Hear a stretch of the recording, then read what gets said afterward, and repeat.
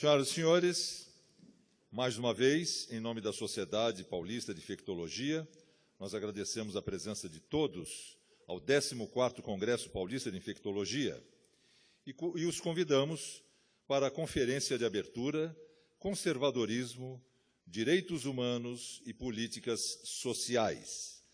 Para coordenar esta atividade, nós convidamos a nossa mesa de honra, Dr. Álvaro Furtado da Costa.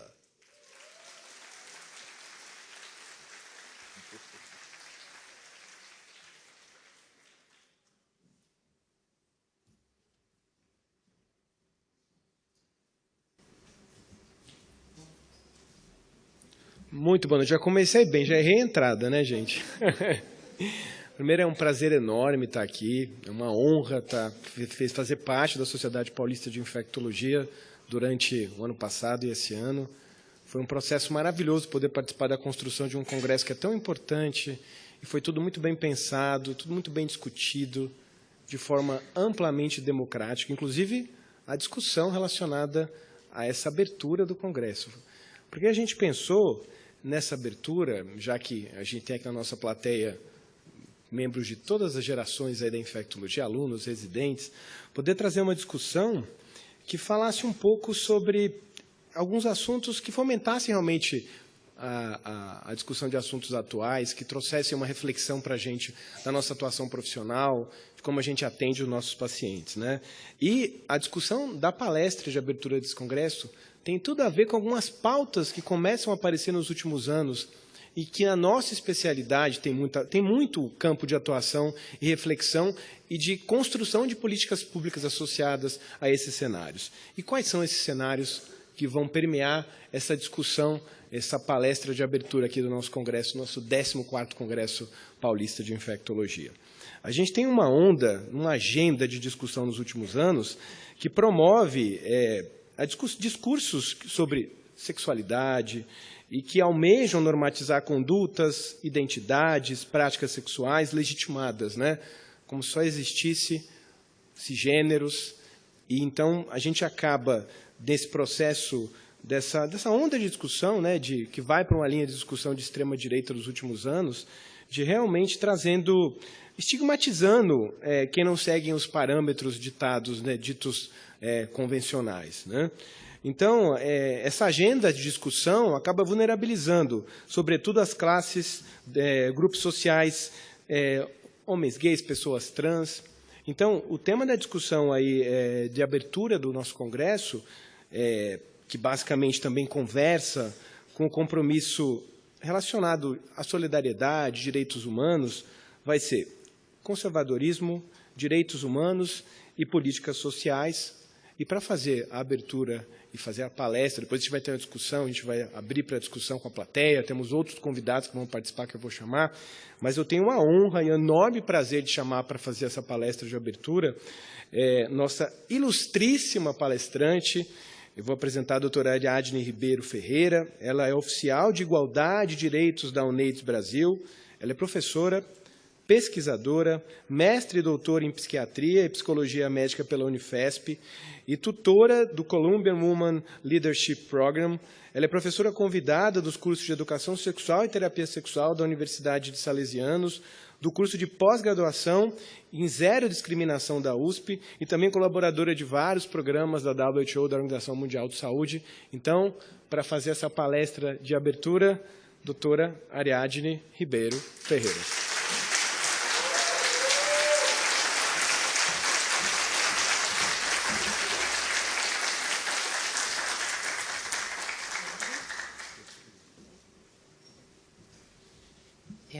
Eu prefiro ficar com o microfone e andar entre vocês. Posso? Só falar? Então, em primeiro lugar, queria agradecer muito a oportunidade de estar aqui com vocês hoje e, humildemente, dizer que eu não trago respostas. Dizer que eu estou trazendo aqui perguntas. Eu vim para perguntar. Mas para perguntar coisas que, talvez, da perspectiva de onde vocês estão, essas perguntas não tenham surgido ainda. Porque talvez não esteja no teu campo de visão a vulnerabilidade que eu vejo. A vulnerabilidade que eu sinto. A vulnerabilidade que tantas pessoas que, como eu, também tiveram que romper barreiras, dessa vulnerabilização compulsória, por você não performar o que é esperado de você, por você desafiar estereótipos pré-estabelecidos. Então, eu vou fazer essas perguntas. Talvez vocês se aproximem um pouco mais do lugar de onde eu falo, para que vocês vejam, ou pelo menos tenham alguma ideia do vislumbre do que eu desejo mostrar. E, para começar, eu tenho o controlezinho, é esse aqui? Para passar? Maravilha. Então, para começar, eu queria dizer, né? Temos aí um título, que é Conservadorismo, Direitos Humanos e Políticas Sociais. E por que esse tema é tão importante para se trazer num congresso que vai discutir ciência? Porque a ciência, ela vai acompanhar, principalmente, os interesses daqueles que detêm o poder. E quem detém o poder vai dizer até qual é o artigo que tem mais fator de impacto e qual é o que não. Qual é o interesse da ciência de publicar dados sobre populações mais vulneráveis? E o quanto que a gente tem de ciência feita, produzida por pessoas desses grupos-chave e mais vulneráveis? Eles sempre vão precisar ser tutelados? Essa é a primeira pergunta. E aí, lembrar um pouquinho para vocês do que é a resposta ao HIV/AIDS no Brasil e no mundo, né? Aqui no Brasil, eu quero tentar fazer um breve, né, histórico. De 1980 a 1996, as primeiras ações que foram criadas foram com toda a força da sociedade civil. A sociedade civil, e principalmente o movimento de HIV/AIDS no Brasil, é responsável principalmente por tornar o SUS aquilo que a gente vê o SUS sendo hoje. Porque a participação social permitiu que a gente tivesse uma interferência numa coisa importantíssima, que foi uma campanha de desinformação criada nos anos 80 para vulnerabilizar ainda mais as pessoas que já estavam sendo vítimas dessa doença que mata. Mas quem se importa? Essa é a segunda pergunta.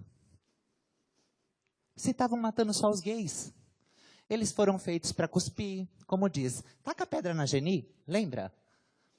Ela é boa de cuspir, ela é boa de, né?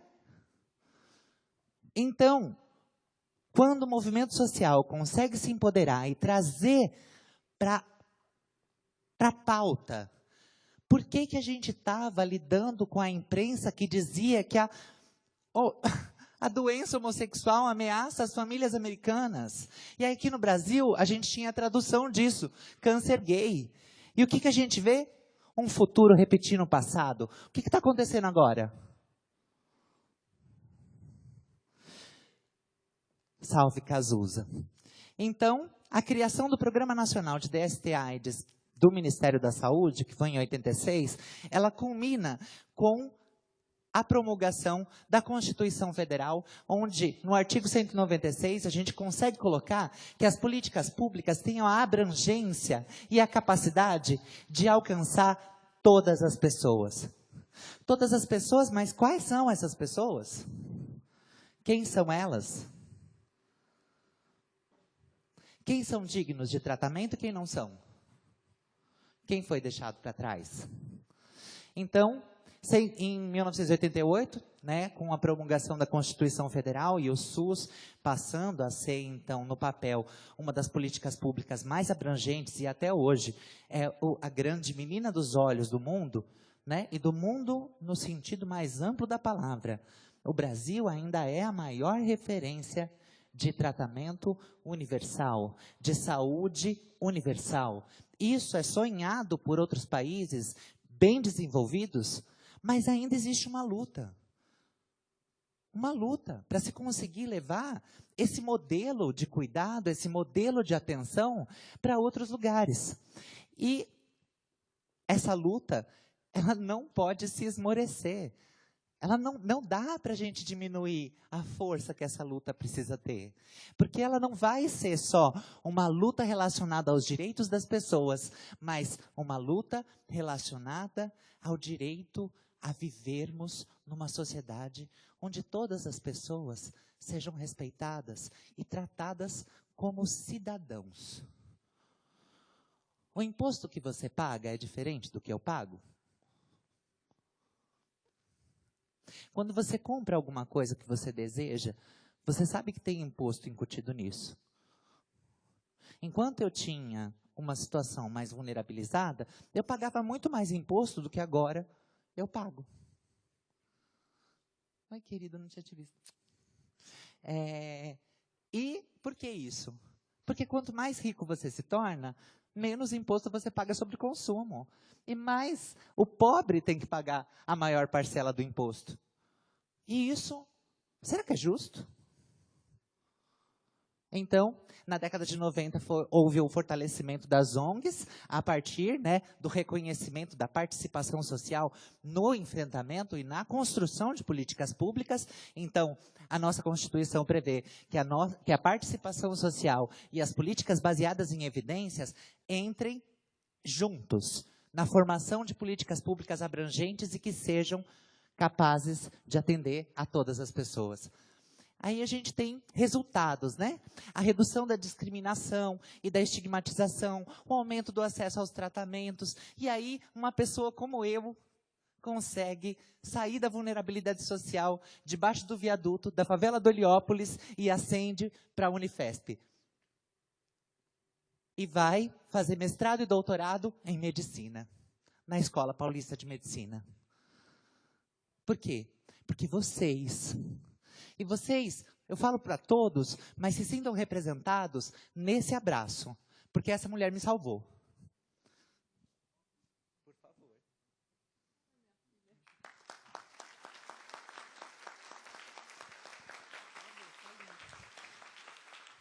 Porque em 2002...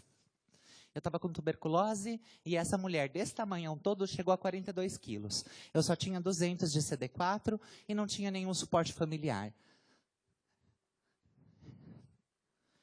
Ela acreditou em mim, primeiro.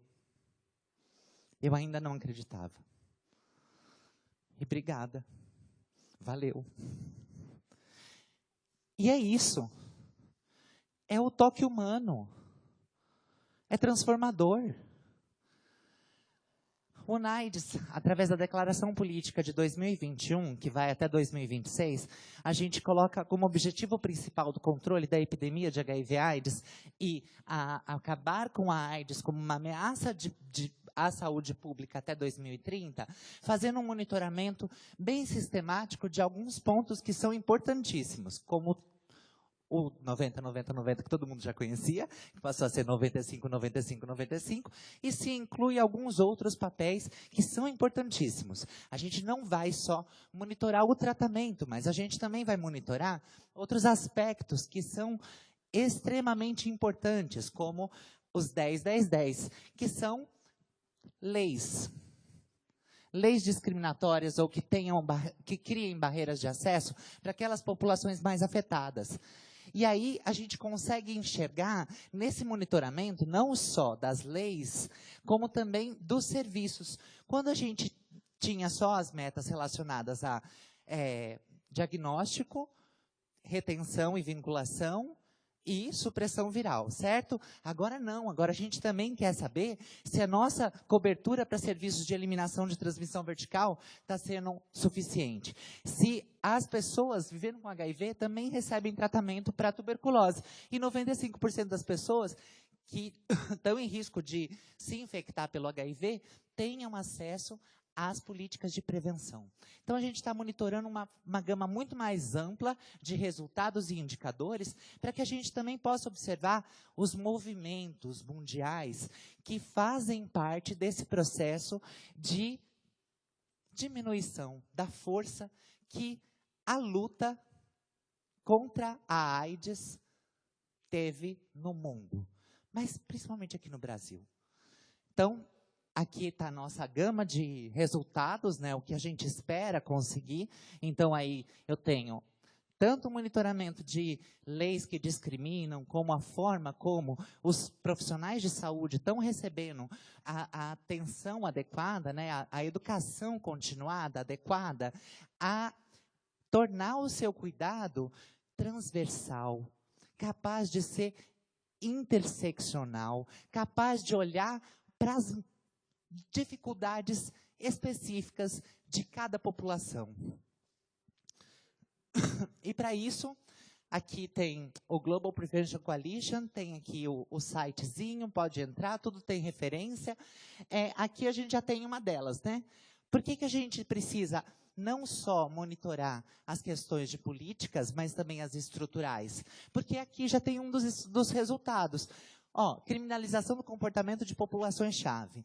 As trabalhadoras sexuais ainda tem uma questão de criminalização, porque é a cafetinagem. Não que eu seja contra descriminalizar a cafetinagem, mas existe uma diferença muito grande entre a cafetinagem, que é feita por uma travesti, que vai atender a uma ausência do Estado, porque o Estado não conseguiu criar casas de acolhimento, mas as mulheres trans continuam sendo expulsas de casa aos 11, aos 13, como foi o meu caso. E aí tem sempre uma outra mais velha que vai acolher, que vai dizer, não, vem morar aqui na minha casa, você me dá uma diariazinha, né? Aí você criminaliza isso. Só que só essa vai presa. Agora, o tráfico de pessoas, que também está relacionado a esse mesmo indicador, quase nunca é pego. Por que será? Quarta pergunta. Pessoas que fazem uso de drogas. Gente, a gente estava caminhando, estava quase lá, né? A gente estava já discutindo a questão da descriminalização, do porte, do consumo de drogas e tudo mais. Aí o que acontece? De novo, vem de novo a onda. Não, porque vai criminalizar a posse de droga. Qualquer tipo de posse de droga. Ok, tá bom, mas vamos pensar. E mais uma pergunta vai surgir disso daqui. Será que todas as pessoas vão se vulnerabilizar ao ponto de se tornarem incapacitadas a partir do uso de droga? A droga não é utilizada de forma bastante ampliada por todas as pessoas, principalmente as drogas lícitas, porque hoje em dia a gente tem várias drogas que vão aumentar nosso nível de atenção, que vão fazer... São lícitas. E eu não vou pedir para levantar a mão para perguntar quem já usou e quem não usou, porque vai ser babado. Né? E é isso. Por que a gente precisa tratar com tanta hipocrisia o que é do pobre e o que é do rico? Porque o do rico a gente não mexe, agora o do pobre, a gente sempre quer dar uma cutucada. Exatamente como a gente faz quando a gente tem expressões artísticas, como a Anitta. A Anitta acende e ganha o mundo por conta de uma coisa que não foi ela que fez. Mas as classes dominantes fazem com os pobres desde sempre. A fetichização da pobreza é uma das características mais importantes do processo de cultura no nosso país. Porque o Brasil ainda é reconhecido como o país que o quê? Deixo para vocês. Mas é isso. A gente continua tentando criminalizar a fetichização da pobreza que a gente mesmo produz. E aí, quando fala de voguing, uau, que medo do voguing que as pessoas têm. Vou fazer aqui um... Tô brincando. Não vou. Mas é isso. É o medo. Medo do quê? Da nossa expressão cultural? Da nossa capacidade de sorrir, mesmo tendo sofrimento para lidar? Da nossa capacidade de se divertir, de cantar, de dançar? De se reunir enquanto comunidade? De ter afeto entre nós? Então, todos esses indicadores dizem para a gente de como a gente está indo em relação ao monitoramento de serviços que são disponibilizados para a nossa população. E, a partir disso, A gente tem, então, o progresso do fim da AIDS tem sido mais forte nos países e regiões que têm maior investimento financeiro. O investimento financeiro sobre a resposta de HIV/AIDS, ele está caindo no mundo inteiro, mas em alguns países isso ainda é mais grave, e é importante que a gente olhe para isso, porque isso também tem uma razão de ser. E que a gente combata a razão de ser do desfinanciamento das políticas de AIDS. 57% desde 2010 foi o alcance que a gente teve de redução de novas infecções. Então, existe um caminho, a gente sabe qual é, e a gente está numa encruzilhada. A gente, se não fizer nada, vai voltar a ter uma pandemia bem feroz, que vocês acompanharam. Inclusive, vou parar esse momento e dizer muito obrigada. Em 2 anos de Covid, muitos de vocês perderam a vida pessoal de vocês para salvar a vida de tantas outras pessoas. Muito obrigada. Muito obrigada por lutarem no fronte e fazerem com que tantos dos nossos entes queridos e amados voltassem vivos. De períodos sombrios. De períodos em que a gente não sabia se a pessoa que foi para o hospital voltaria viva ou não. Muito obrigada.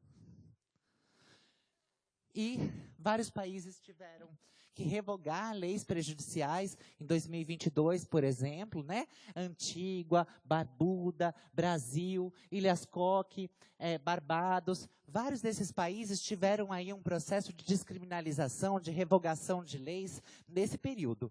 E aqui eu tenho algumas apresentações, isso tudo está no site do Global Prevention Coalition. Isso é uma análise que a gente faz de todos os países, e essa análise acompanha uma análise sócio-histórica que a gente faz, eu faço aqui no Brasil, do porquê que nesses países onde a gente tem novas infecções aumentando, como é o caso da Filipinas, como é o caso da República Islâmica do Irã, como é o caso de Madagascar, como é o caso ali de Congo, né?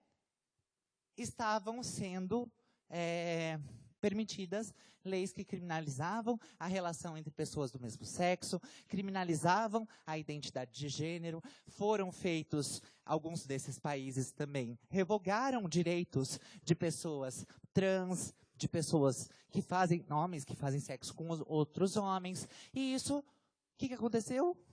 Aumentou o número de infecções. Então, o que o conservadorismo tem a ver com políticas sociais e com direitos humanos? Tudo. Porque onde o conservadorismo entra, sai o direito humano. E é só isso. E aí, graças ao apoio e investimento combate à AIDS em crianças, 82% das mulheres grávidas e lactantes vivendo com HIV em todo o mundo tiveram acesso ao tratamento antirretroviral em 2022, em comparação com 46% em 2010. Isso levou a uma redução de 58% nas novas infecções por HIV em crianças de 2011 até 2022. Funciona? Sim. Se continuar acessível. Se a gente criar barreira de acesso, vai deixar de funcionar. Aqui mais um slide sobre os países que voltaram a ter crescimento nas novas infecções e aqueles que caem as infecções, entre eles, inclusive, vários desses países tiveram aí a revogação de leis que criminalizavam a relação entre pessoas do mesmo sexo e, por isso, tiveram aí essa curva, né? Eles estavam ali mantendo uma quantidade de infecções por ano muito parecida e aí passou a diminuir um pouco mais. E o fortalecimento do progresso na resposta ao HIV passa pela garantia de que os marcos legais e políticos não comprometam os direitos humanos, mas que sim os protejam. E para isso a gente faz o monitoramento de leis e a gente conseguiu coisas muito importantes com o Ministério da Saúde desde 2022, que foi a revogação ou substituição de diversas leis que embarreiravam o acesso a pessoas, populações-chave. No entanto, isso de 2022 para 2023. Em 2024, o cenário já mudou. E é importante que a gente fique atento, porque já descobriram que a gente monitora e agora já começaram, né, a fazer outros caminhos para continuar a agenda de retirada de direitos. E nessa agenda de retirada de direitos, esse é o relatório, né, o snapshot do UNAIDS para 2024, a gente tem aí a possessão de drogas, volta a ser criminalizada, a criminalização do trabalho sexual ainda continua em função desse assunto que a gente tocou no início, e o HIV é criminalizado como uma doença. Então, assim, tem lei de 2015 tentando criminalizar a transmissão do HIV, tentando colocar para a pessoa vivendo com HIV o ônus de ainda viver a discriminação, o pouco contato, porque eu estou aqui falando com vocês e eu imagino que cada um de vocês já sabe que não precisa usar duas luvas para cuidar de uma pessoa como eu, que vive com HIV. Né? Mas se algum de vocês ainda usa duas luvas, ainda diminui o contato, ainda faz esse tipo de coisa, eu vou te dizer, não faz. É feio. Dói. Dói. Eu não sou menos humana. Aí o relatório do global do UNAIDS faz algumas mudanças fundamentais, né? Então, elas sempre vão, a resposta ao HIV, ela sempre vai ser positiva se ela estiver baseada numa política de liderança. A gente não pode perder a liderança política. Porque de tratamento a gente está muito bem, a gente está ótimo, e a gente pode até ficar melhor. A gente precisa forçar a que novas drogas, tão milagrosas como as que estão surgindo, sejam acessíveis. Principalmente para aqueles países que não têm recurso suficiente para liderar sua própria resposta. E a solidariedade é global. Lembrem-se, o lacinho da solidariedade, que todo mundo usa hoje para tudo, né? Até para o trânsito tem lacinho da solidariedade amarelo, né? Tem lacinho de toda cor. Mas começou com a AIDS. Começou num movimento mundial de solidariedade pelas vítimas da AIDS. E a gente não pode perder isso de vista. Bom, os princípios feministas que a gente usa no UNAIDS e por que a gente usa princípio feminista numa agência da ONU, né? Aliás, num programa conjunto que coordena a ação de 11 agências. Por que a gente usa princípios feministas? Porque é só a partir da ideia do feminismo que a gente consegue lutar por igualdade. E essa igualdade não vai diminuir as pessoas em função de fatores interseccionais como raça, ou como outras formas de expressão do gênero, até porque o gênero sempre foi uma questão muito mais ampla do que a binária. Mas a injustiça epistêmica tirou isso da gente. Né?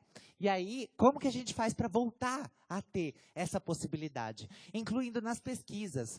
Eu, enquanto pesquisadora, eu me lembro que em 2015, quando eu começo a fazer pesquisa, eu tenho a ideia de poder fazer uma coleta mais granular de dados, usando pessoas trans, nomeando que elas eram pessoas trans. Porque até aquela época, as pesquisas davam conta de chamar a gente HSH, como se a minha prática de vida, de vulnerabilidade e de especificidade pudesse caber num papel que não me cabe. Eu não sou um homem que faço sexo com outro homem. E nem nos seus sonhos mais fetichistas eu vou conseguir ser. Bom, e aí a gente tem, então, essa amplitude de coleta de dado muito mais granular e muito mais capaz de entender interseccionalidade, quais são os fatores da raça que vão vulnerabilizar as populações negras. É importante a gente citar de novo, enquanto a epidemia consegue reduzir, a gente tem uma redução sustentável na epidemia de HIV/AIDS, na população branca. E o que acontece com a população negra? Aumenta. Por quê? Não sei, a pergunta é para vocês, não é para mim.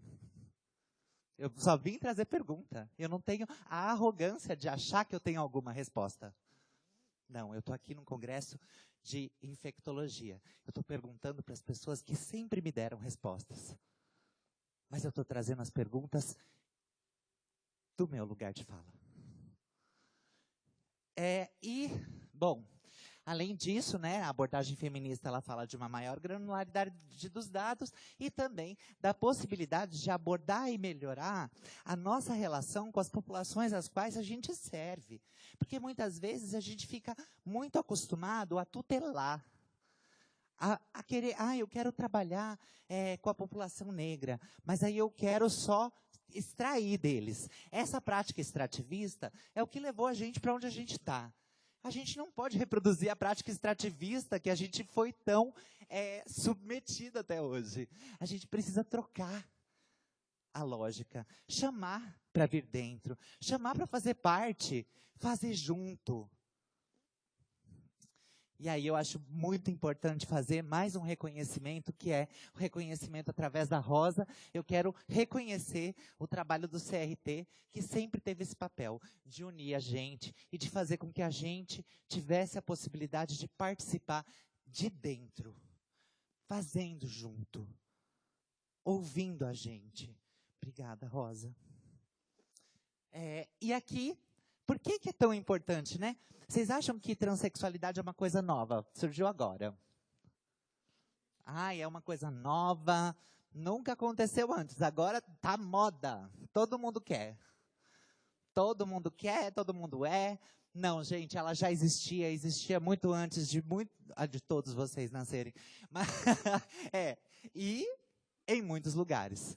Aí são todas as culturas que haviam gêneros diversos, muito mais do que masculino e feminino. Isso é maior e mais representativo do que qualquer outra religião. Cristã, islâmica, qualquer outra religião não tem a capilaridade que tem a existência de pessoas trans na história da humanidade. E aqui, o relatório global fala dos investimentos, e aqui a gente tem uma queda real dos investimentos, mostrando também que as necessidades aumentaram, né? As exigências aumentaram, mas os financiamentos não acompanham as necessidades. Nas metas 90, 95, 95, 95, são dados do relatório global do UNAIDS, né? Mas são dados do governo brasileiro. Então, a gente alcançou 91% das pessoas sabendo o seu diagnóstico, quando estão infectadas, sabem seu diagnóstico, 81% delas estão em tratamento, retidas e vinculadas, e 95% delas alcançaram a supressão viral. A gente precisa aumentar a coluna do meio. Como?